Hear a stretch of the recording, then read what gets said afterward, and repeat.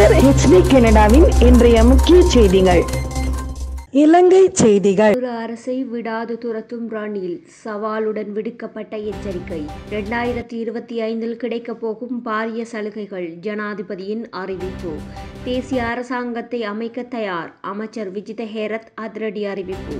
பிரித்தானிய ஊடகம் வெளியிட்ட காணொளி தொடர்பில் விசாரணை கலைக்கப்பட்டுள்ள பிள்ளையான். இலங்கையில் கடன் மறுசீரமைப்பு தொடர்பில் அனுர வெளியிட்டுள்ள நம்பிக்கை. தேவை ஏற்பட்டால் உலங்கு வானூர்திகளில் பயணம் செய்ய நேரிடும் விஜித ஹேரத். ட்ரம்பின் வெற்றியால் ஐரோப்பிய நாடுகளில் ஏற்பட்டுள்ள அச்சம்.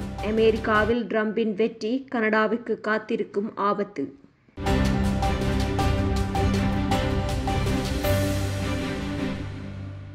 தாம் அறிமுகப்படுத்திய பாதையில் செல்லாவிட்டால் நாட்டின் பொருளாதாரத்தை கையாள முடியாது என அனுர அரசாங்கத்தை முன்னாள் ஜனாதிபதி ரணில் விக்ரமசிங்கே எச்சரித்துள்ளார். கொழும்பு மருதானையில் நேற்று இடம்பெற்ற இறுதி மக்கள் சந்திப்பில் கலந்து கொண்டு கருத்து தெரிவிக்கும் போதே அவர் மேற்கண்டவாறு குறிப்பிட்டுள்ளார். அதன்போது அவர் தொடர்ந்தும் தெரிவித்ததாவது: இந்த நாட்டில் உள்ள அனைத்து வரிசைகளையும் நாங்கள் நிறுத்தினோம். சர்வதேச நாணய நிதியத்துடன் பேச்சுவார்த்தை நடத்தி அனைத்து கடன்களையும் நிர்வகித்தோம். 2028க்குள் கடனை அடைக்க தொடங்க வேண்டும். 2042 வரை அவகாசம் உள்ளது. கடனை கட்டவில்லை என்றால் மீண்டும் வரிசை உருவாகும் காலத்துக்கு செல்ல வேண்டும். பொருளாதார தொலைநோக்கு பார்வையை ஜனாதிபதி இதுவரை சொல்லவில்லை. பெரும் நிச்சயமற்ற நிலை உள்ளது. இப்போது அரிசி கிடைக்கவில்லை. தென்னை மரத்தை விட தேங்காய் விலை உயர்ந்துள்ளது. பொருட்களின் விலை தாமரை கோபுரம் போல உயர்ந்து வருகின்றது. முட்டை விலை அதிகரித்து வருகின்றது. இவற்றை அரசால் தீர்க்க முடியுமா? இந்த அரசு சர்வதேச நாணய நிதியத்துடன் எப்படி பேச்சுவார்த்தை நடத்துகிறது? பணக்கார நாடு அழகான வாழ்க்கை என்ற விஞ்ஞாபனம் ஜனாதிபதி தேர்தலில் கொண்டு வரப்பட்டது. அவற்றை இப்போது செயல்படுத்த முடியுமா? கொழும்பு மற்றும் வாஷிங்டனில் சர்வதேச நாணய நிதியத்துடன் பேசப்பட்டது. இப்போது 3வது தவணை எடுப்பது பற்றி ஆலோசிக்கின்றார்களா? ஜனாதிபதி தேர்தலின் போது வரிச்சலுகைகள் வழங்குவதாக திசை காட்டி கூறியது. அவை கிடைக்குமா இல்லையா? அறிக்கை வெளியிடுங்கள் என்றார். அடுத்த வருட வரவு செலவு திட்டத்தில் சில உணவு மற்றும் பானங்களின் VAT மற்றும் வருமான வரி நியாயமான தொகையால் குறைக்கப்படும் என ஜனாதிபதி அனுரகுமார திசாநாயக்க தெரிவித்துள்ளார். கம்பஹாவில் தேசிய மக்கள் சக்தி நடத்திய பிரச்சார கூட்டத்தில் கலந்து கொண்ட போதே அவர் இதனை குறிப்பிட்டுள்ளார்.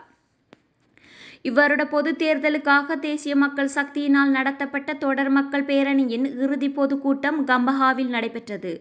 அதன்போது டிசம்பரில் 4 மாத காலத்துக்கான குறைமதிப்பீடு சமர்ப்பிக்கப்பட்டு பிப்ரவரி மாத இறுதிக்குள் புதிய வரவு செலவு திட்டம் ஏற்றுக்கொள்ளப்படும் என ஜனாதிபதி குறிப்பிட்டுள்ளார். அத்தோடு வரவு செலவு திட்ட ஆவணத்தின் மூலம் நாட்டின் பொருளாதாரம் புதிய திசையில் கொண்டு செல்லப்படும் என்று அவர் வலியுறுத்தியுள்ளார்.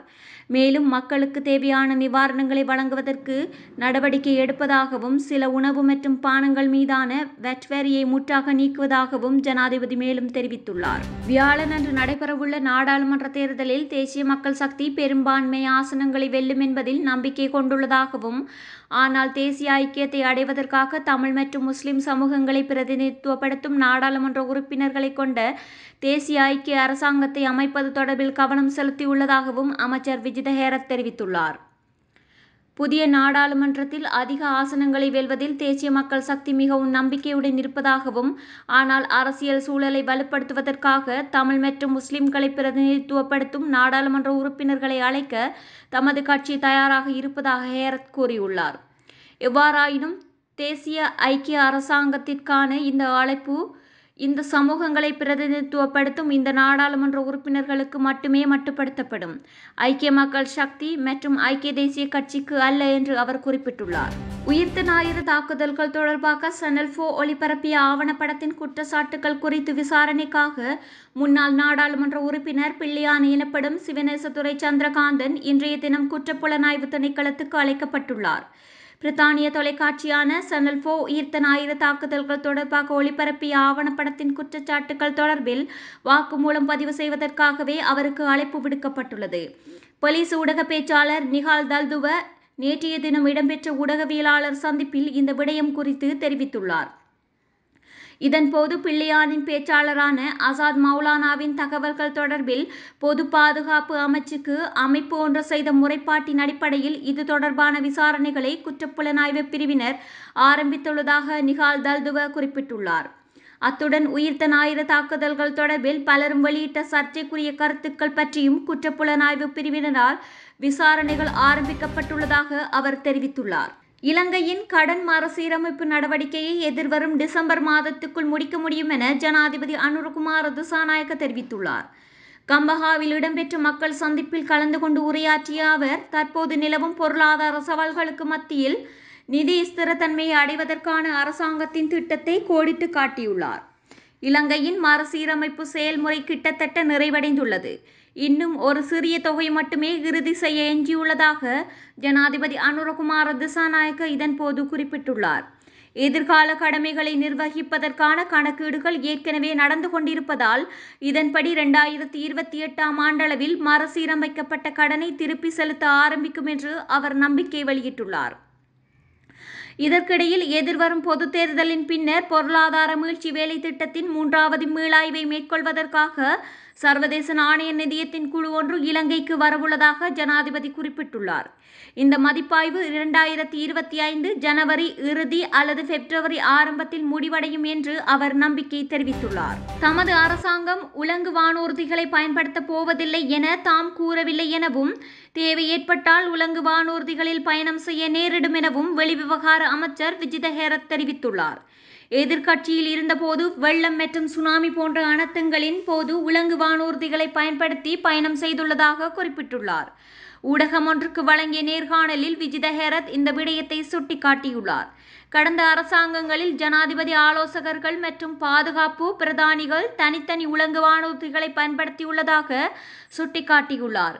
தமது அரசாங்கத்தில் எவரும் இவ்வாறு உலங்கு வானூர்திகளை பயன்படுத்தியது கிடையாது எனவும் அவர் தெரிவித்துள்ளார். அமெரிக்க ஜனாதிபதி தேர்தலில் டொனால்ட் ட்ரம்ப் வெற்றி பெற்றுள்ள நிலையில் ஐரோப்பிய நாடுகளின் இறக்குமதி வரி அதிகரிக்கும் அபாயம் ஏற்பட்டுள்ளது. குறிப்பாக சுவிட்சர்லாந்து போன்ற நாடுகள் இயந்திரங்கள், கைக்கடிகாரங்கள், மருந்துகள் உள்ளிட்ட பொருட்களை அமெரிக்காவுக்கே அதிகப்படியாக ஏற்றுமதி செய்கின்றன.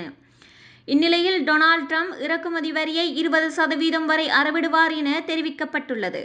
இவ்வாறு வரி விதிக்கப்படுமானால் சுவிட்சர்லாந்தின் பொருளாதாரத்தில் 0.2% இழப்பு முதற்கட்டமாகவே ஏற்படும் என நம்பப்படுவதோடு, நிலைமை தொடருமானால் 1% வரை பொருளாதார இழப்பு ஏற்படும் என பொருளாதார நிபுணர்கள் கூறுகின்றனர்.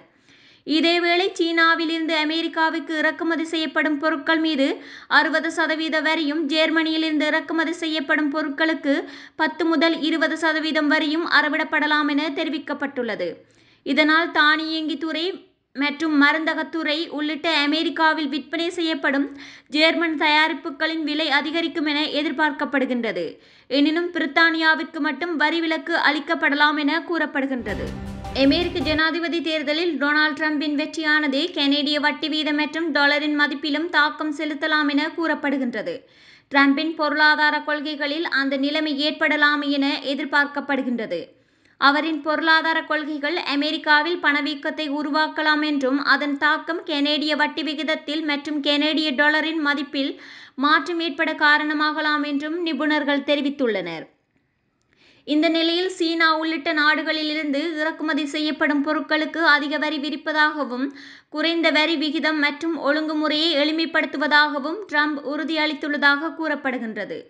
குறித்த விடயமானது அமெரிக்க பொருளாதாரத்தில் 3% வரை பணவீக்கத்தை அதிகரிக்கலாம் என தெரிவிக்கப்பட்டுள்ளது.